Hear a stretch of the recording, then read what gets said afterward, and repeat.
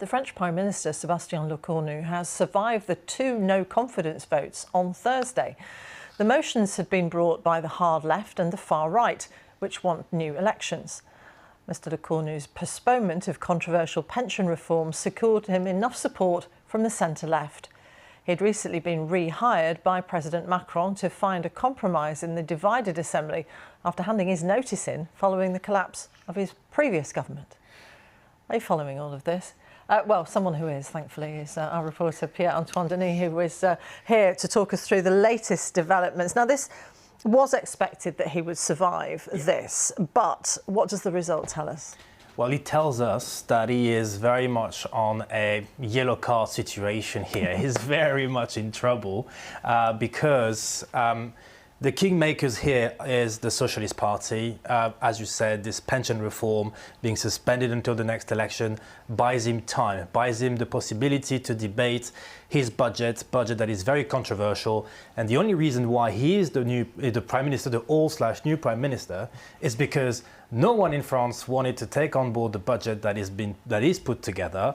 And that means that the next few weeks/few months will mean many debates around this very budget, because no one in Parliament really wants that budget as it is to go through.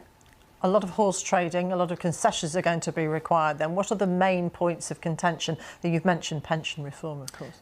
Yeah, so you've got these pension reforms, as I said, suspended until the presidential election. You have the debt to GDP ratio and therefore the savings that the country needs to make. We're looking at around 30 billion euros of deficit reduction under Lecornu's plan, which the far left, which has been leading that call for him to resign, has said this is once again making the most vulnerable pay. They're asking for more taxes when it comes to the wealthiest in France, which the more centrist part of the Assembly says all you're going to do here is losing the attractiveness of France. And we've been hearing in the main political speech from Sébastien Lecornu earlier this week that he wants France to remain attractive. There is a loss of productivity when it comes to France compared to the European neighbours. So it is very key for the government right now to ensure France remains attractive, especially following these last few weeks of political turmoil. How safe is Lecornu now?